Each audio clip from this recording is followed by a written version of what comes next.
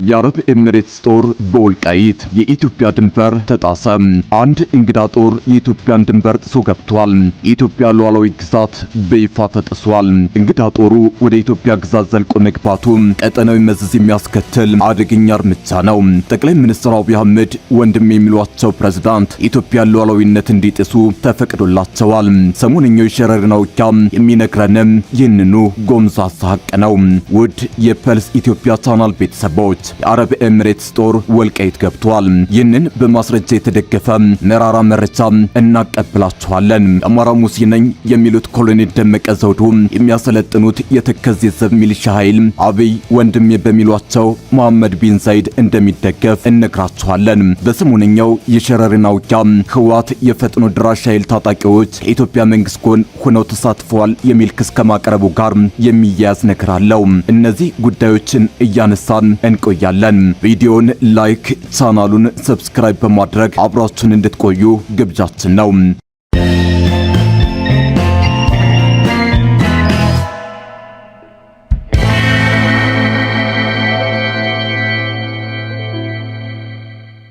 የተከዜ ዘብ የተሰኘው ሚሊሻ አደረጃጀቱ በግልጽ ህገ መንግስቱን የሚጥስ ከመሆኑ አልፎ ዓላማው የትግራይ ኃይሎች ተከዜን እንዳይሻገሩ ዘብ መሆን እንደሆነ አካባቢው አመራሮች ደጋግመው ይናገራሉ።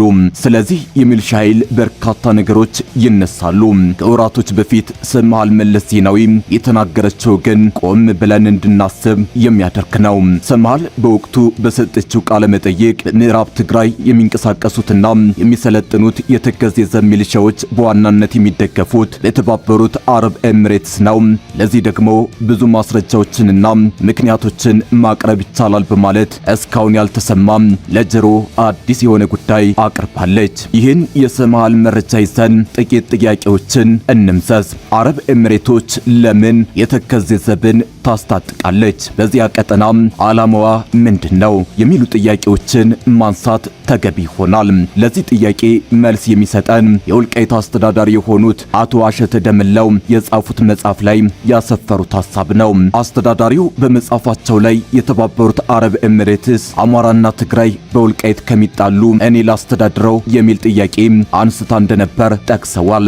የተባበሩት አረብ ኤሚሬትስን የመሳሰሉ አረብ ሀገራት ኢትዮጵያና ሱዳን የሚወዛገቡበትን መዘጋ ወይም ደግሞ የአልፋሽካ መሬትን ጨምሮ ወልቃይት ጠገዴን ከምትጣሉ እኔ እያረስኩ ላስተዳድረው የሚል ፍላጎት በተደጋጋሚ እንዳሳዩ መረጃዎች ያመላክታሉ።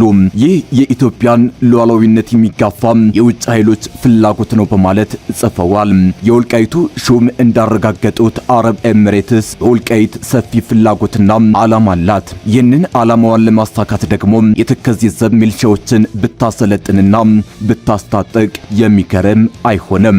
በርካታ ትንታኞች እንደሚስማሙት አረብ ኤሚሬትስ በተለያዩ ሀገራት ታጣቂዎችን የማደራጀትና የማሰልጠን ባህሪ ያላት። ለአብነትም በሱዳን፣ ፑንትላንድ፣ ሊቢያና በኢትዮጵያ ከመንግስት የሆኑ ታጣቂዎችን አደራጅታለች። የኤሚሬትስ ፍላጎት በወልቃይት ኤሚሬቶች በቀጥታ በወልቃይት አካባቢ ላይ ያላትን የተለየ አጀንዳ በይፋ ባትገልጽም ሀገሪቱ በኢትዮጵያና በአጠቃላይ በአፍሪካ ቀንድ የምታራምደው ጂኦፖለቲካዊ፣ ኢኮኖሚያዊና ወታደራዊ ስትራቴጂ ከወልቃይት ነባራዊ ሁኔታና መልክዓ ምድራዊ አቀማመጥ ጋር የተያያዙ ፍላጎቶች ሊኖሯት እንደሚችል የፖለቲካ ትንታኞች ያነሳሉ። ወልቃይትና አጠቃላይ የሁመራ አካባቢዎች ለሰሊጥ ጥጥና ለቀንድ ከብት እርባታ እጅግ ለም የሆኑ ሰፊ እርሻ መሬቶች የሚገኙበት ቀጠና ነው። ኤሚሬትስ አብዛኛውን የምግብ ፍላጎቷን ከውጭ የምታስገባ ሀገር በመሆኗ ኢትዮጵያ ሰፊ ግብርና ኢንቨስትመንት በማድረግ የምግብ ዋስትናዋን የማረጋገጥ ከፍተኛ ፍላጎት አላት። ከዚህ አንጻር አይኗንና ቀልቧን በጌ ምድር ላይ ብታነጣጠር የሚደንቅ አይሆንም። ሌላኛው ፍላጎቷ ከቀይ ባህርና ከሱዳን ጋር የሚገናኝ ነው። ወልቃይት ከሱዳንና ከኤርትራ ጋር የሚዋሰ የሚዋሰን ወሳኝ የድንበር ቀጠና ነው። ኤሚሬትስ በቀይ ባህር፣ በኤደን ባህረ ሰላጤና በአፍሪካ ቀንድ የባህር በሮችና የወደብ ንግድ መስመሮች ላይ የበላይነት ለመያዝ ትሻለች። ከሱዳን ድንበር ጋር መገናኘቱ በቀጠናው የምታደርገውን የኃይል ሚዛን እንቅስቃሴ ለመቆጣጠር ይረዳታል። ኤሚሬትስ በሱዳን የእርስ በርስ ጦርነት የፈጣን ደራሽ ኃይሎችን እንደምትደግፍ ይታወቃል። የደቡብ ሱዳን፣ የሱዳንና የሰሜን ምዕራብ ኢትዮጵያ ማለትም የወልቃይት ወይም ሁመራ አዋሳኝ መስመሮች ለህገወጥ የጦር መሳሪያ ዝውውርና ለወርቅ ኮንትሮባንድ መውጫዎች ሊሆኑ ስለሚችሉ አካባቢውን በቅርበት መከታተል ወይም ተጽዕኖ ማሳደር ከቀጠናዊ ጥቅሟ ጋር ይያያዛል። የተባበሩት አረብ ኤሚሬትስ በወልቃይት ወይም ሁመራ መስመር ላይ ሊኖራት የሚችለው ፍላጎት ከሰሞኑ የሱዳን የእርስ በርስ ጦርነትና ቀጠናዊ የኃይል ፍልሚያ ጋር በቀጥታ የተያያዘ ነው። የወልቃይት መልክዓ ምድራዊ አቀማመጥ ከሱዳን ምስራቃዊ ግዛት በተለይም ከገዳሪፍና አልፋሽጋ ጋር የሚዋሰን በመሆኑ የሱዳን ፖለቲካ ውስጥ ትልቅ እጅ ላላት ለኤሚሬትስ እጅግ ስትራቴጂካዊ ስፍራ ያደርገዋል።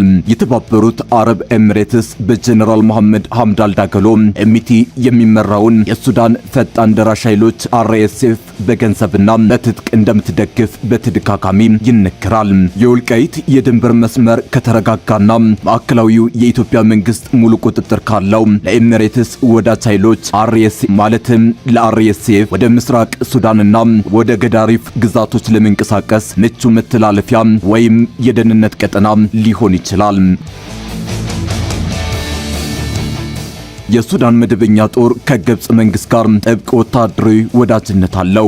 ግብጽ ደግሞ በህዳሴው ግድብ ውዝግብ ምክንያት በኢትዮጵያ ምዕራባዊ ድንበር ላይ ተጽዕኖ ለመፍጠር ትፈልጋለች። የሱዳን ጦር ቀደም ሲል የወሰደውን የአልፋሽጋ መሬት ተቆጣጥሮ ይገኛል። ኤሚሬትስ በወልቃይት አካባቢ ያላት ተጽዕኖ በመጠቀም የግብጽ አጋር የሆነው የሱዳን መደበኛ ጦር በኢትዮጵያ ላይ ተጨማሪ ስጋት እንዳይሆን ለመጫንና የሚቲን የበላይነት ለማረጋገጥ ትሻለች። ከነዚህ ጉዳዮች አንጻር ኤሚሬትስ በወልቃይት ቀጠና ግዙፍ ፍላጎትና ህልም አላት። እዚህ ጋር የሰሞነኛውን የሸረሪና ውጊያ እንጥቀስ። በወልቃይት ሸረሪና በህወሓትና በመከላከያ መካከል 23 ሰዓታትን የፈጀ የሜካናይዝድ ውጊያ ተደርጓል። ከውጊያው በኋላ ህወሓት ባወጣው መግለጫ በጦርነት የፈጥኖ ድራሽ ኃይል ታጣቂዎች ከመከላከያ ጎን ሆነው መዋጋታቸውን ከሷል።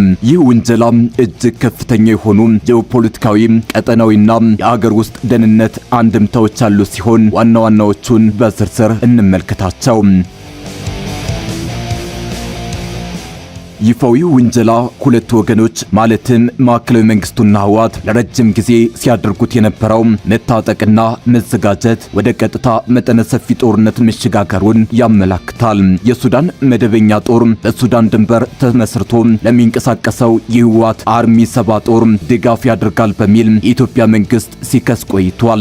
ህወሓት የሱዳን ጦር አጋር ነው ተብሎ ስለሚታመን የኢትዮጵያ መንግስት ደግሞ በተዘዋዋሪ የፈጣን ደራሽ ኃይል ደጋፊ ነው በሚል በሱዳን መንግስት ይወነጀላል። አርኤስኤፍ በምዕራብ ትግራይ ውጊያ መሳተፉ እውነት ከሆነ የሱዳን የእርስ በርስ ጦርነት በቀጥታ ወደ ኢትዮጵያ ምድር መሻገሩና የቀጠናው ኃይሎች በውክልና መፋለም መጀመራቸውን ያሳያል።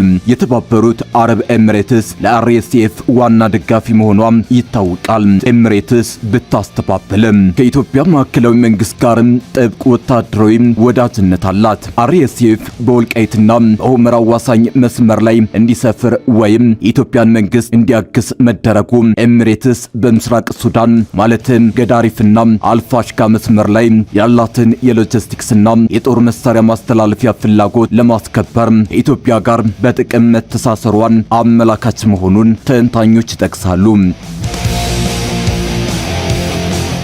የወልቃይት ጠገዴና ሁመራ ጉዳይ በአማራና በትግራይ ክልሎች መካከል ያለ የይገባኛል ጥያቄ የነበረ ቢሆንም አሁን ግን የዓለም አቀፍና የቀጠናዊ ታጣቂዎች መፋለሚያ መድረክ መሆኑ ለአካባቢው መረጋጋት እጅግ አደገኛ ስጋት ይዞ መጥቷል። በተጨማሪም የአርኤስኤፍ ታጣቂዎች በአካባቢው መኖራቸው የሱዳን መደበኛ ጦር ወይም የሱዳን ስደተኞች በውጊያው ምክንያት ወደ ሱዳን እየሸሹ ያሉትን ጨምሮ ተከትሎ የሚመጣውን የድንበር ይገባኛል ግጭትን ዳግም ሊቀሰቅስ ይችላል። ህወሓት የውጭ ወራሪ ታጣቂ ኃይል ጥቃት አድርሶብኛል የሚለውን ውንጀላ ይፋ ማድረጉ ዓለም አቀፉ ማህበረሰብና የተባበሩት መንግስታት ድርጅት በኢትዮጵያ ላይ ዲፕሎማሲያዊ ጫና እንዲያደርጉና በሱዳን ጦርነት ሳቢያ ሀገሪቱን ለማግለል የሚጠቀሙበት የፖለቲካ ካርድ ሊሆን ይችላል። ከዚህ ባለፈም በትግራይ ውስጥ ያሉ የውስጥ የፖለቲካ ክፍፍሎችን ወደ ጎን በመተው ህዝቡን ከውጭ ወራሪ ኃይል ጋር ለመዋጋት ለማንቀሳቀስና ክተት ለማወጅ እንደ ትልቅ ፕሮፓጋንዳ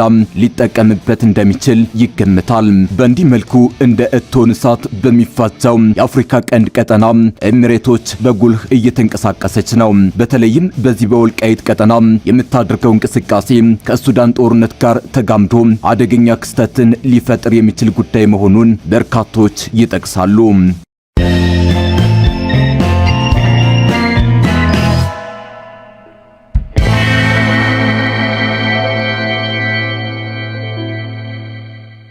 የአረብ ኤሚሬትስ ጦር በወልቃይት የኢትዮጵያ ድንበር ተጣሰ። አንድ እንግዳ ጦር የኢትዮጵያን ድንበር ጥሶ ገብቷል። የኢትዮጵያ ሉዓላዊ ግዛት በይፋ ተጥሷል። እንግዳ ጦሩ ወደ ኢትዮጵያ ግዛት ዘልቆ መግባቱ ቀጠናዊ መዘዝ የሚያስከትል አደገኛ እርምጃ ነው። ጠቅላይ ሚኒስትር አብይ አህመድ ወንድም የሚሏቸው ፕሬዝዳንት የኢትዮጵያን ሉዓላዊነት እንዲጥሱ ተፈቅዶላቸዋል።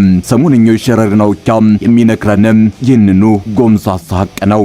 ውድ የፐልስ ኢትዮጵያ ቻናል ቤተሰቦች የአረብ ኤሚሬትስ ጦር ወልቃይት ገብቷል። ይህንን በማስረጃ የተደገፈ መራራ መረጃ እናቀብላችኋለን። የአማራ ሙስሊም ነኝ የሚሉት ኮሎኔል ደመቀ ዘውዱ የሚያሰለጥኑት የተከዜ ዘብ ሚሊሻ ኃይል አብይ ወንድሜ በሚሏቸው መሐመድ ቢን ዛይድ እንደሚደገፍ እነግራችኋለን። በሰሞነኛው የሸረሪና ውጊያ ህወሓት የፈጥኖ ድራሽ ኃይል ታጣቂዎች ከኢትዮጵያ መንግስት ጎን ሆነው ተሳትፈዋል የሚል ክስ ከማቅረቡ ጋር የሚያያዝ ነገር አለው።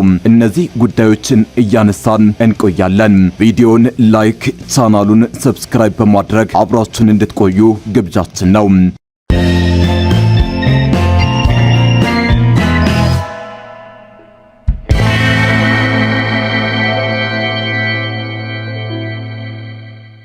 የተከዜ ዘብ የተሰኘው ሚሊሻ አደረጃጀቱ በግልጽ ህገ መንግስቱን የሚጥስ ከመሆኑ አልፎ ዓላማው የትግራይ ኃይሎች ተከዜን እንዳይሻገሩ ዘብ መሆን እንደሆነ አካባቢው አመራሮች ደጋግመው ይናገራሉ። ስለዚህ የሚሊሻ ኃይል በርካታ ነገሮች ይነሳሉ። ከወራቶች በፊት ሰምሃል መለስ ዜናዊ የተናገረችው ግን ቆም ብለን እንድናስብ የሚያደርግ ነው። ሰምሃል በወቅቱ በሰጠችው ቃለ መጠይቅ በምዕራብ ትግራይ የሚንቀሳቀሱትና የሚሰለጥኑት የተከዜ የዘብ ሚሊሻዎች በዋናነት የሚደገፉት ለተባበሩት አረብ ኤሚሬትስ ነው። ለዚህ ደግሞ ብዙ ማስረጃዎችንና ምክንያቶችን ማቅረብ ይቻላል በማለት እስካሁን ያልተሰማ ለጆሮ አዲስ የሆነ ጉዳይ አቅርባለች። ይህን የሰምሃል መረጃ ይዘን ጥቂት ጥያቄዎችን እንምዘዝ። አረብ ኤሚሬቶች ለምን የተከዜ ዘብን ታስታጥቃለች? በዚያ ቀጠና ዓላማዋ ምንድነው? የሚሉ ጥያቄዎችን ማንሳት ተገቢ ይሆናል። ለዚህ ጥያቄ መልስ የሚሰጠን የወልቃይት አስተዳዳሪ የሆኑት አቶ አሸተ ደምለው የጻፉት መጽሐፍ ላይ ያሰፈሩት ሐሳብ ነው። አስተዳዳሪው በመጽሐፋቸው ላይ የተባበሩት አረብ ኤሚሬትስ አማራና ትግራይ በወልቃይት ከሚጣሉ እኔ ላስተዳድረው የሚል ጥያቄ አንስታ እንደነበር ጠቅሰዋል። የተባበሩት አረብ ኤሚሬትስን የመሳሰሉ አረብ ሀገራት ኢትዮጵያና ሱዳን የሚወዛገቡበትን መዘጋ ወይም ደግሞ የአልፋሽካ መሬትን ጨምሮ ወልቃይት ጠገዴን ከምትጣሉ እኔ እያረስኩ ላስተዳድረው የሚል ፍላጎት በተደጋጋሚ እንዳሳዩ መረጃዎች ያመላክታሉ። ይህ የኢትዮጵያን ሉዓላዊነት የሚጋፋ የውጭ ኃይሎች ፍላጎት ነው በማለት ጽፈዋል። የወልቃይቱ ሹም እንዳረጋገጡት አረብ ኤሚሬትስ በወልቃይት ሰፊ ፍላጎትና ዓላማ አላት። ይህንን ዓላማዋን ለማሳካት ደግሞ የተከዜ ዘብ ሚሊሻዎችን ብታሰለጥንና ብታስታጥቅ የሚገርም አይሆንም። በርካታ ትንታኞች እንደሚስማሙት አረብ ኤሚሬትስ በተለያዩ ሀገራት ታጣቂዎችን የማደራጀትና የማሰልጠን ባህሪ ያላት። ለአብነትም በሱዳን፣ ፑንትላንድ፣ ሊቢያና በኢትዮጵያ ከመንግስት ትይዩ የሆኑ ታጣቂዎችን አደራጅታለች።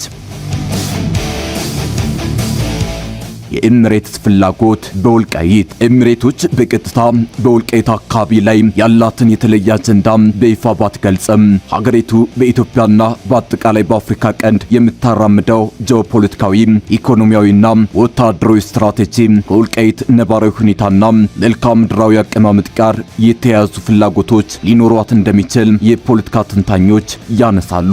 ወልቃይትና አጠቃላይ የሁመራ አካባቢዎች ለሰሊጥ እጥና ለቀንድ ከብት እርባታ እጅግ ለም የሆኑ ሰፊ የእርሻ መሬቶች የሚገኙበት ቀጠና ነው። ኤሚሬትስ አብዛኛውን የምግብ ፍላጎቷን ከውጭ የምታስገባ ሀገር በመሆኗ ኢትዮጵያ ሰፊ ግብርና ኢንቨስትመንት በማድረግ የምግብ ዋስትናዋን የማረጋገጥ ከፍተኛ ፍላጎት አላት። ከዚህ አንጻር አይኗንና ቀልቧን በጌምድር ላይ ብታነጣጠር የሚደንቅ አይሆንም። ሌላኛው ፍላጎቷ ከቀይ ባህርና ከሱዳን ጋር የሚገናኝ ነው። ወልቃይት ከሱዳንና ከኤርትራ ጋር የሚዋሰን ወሳኝ የድንበር ቀጠና ነው።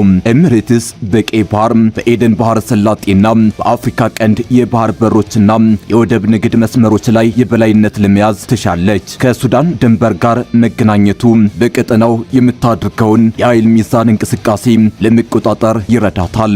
ኤሚሬትስ በሱዳን የእርስ በርስ ጦርነት የፈጣን ደራሽ ኃይሎችን እንደምትደግፍ ይታወቃል።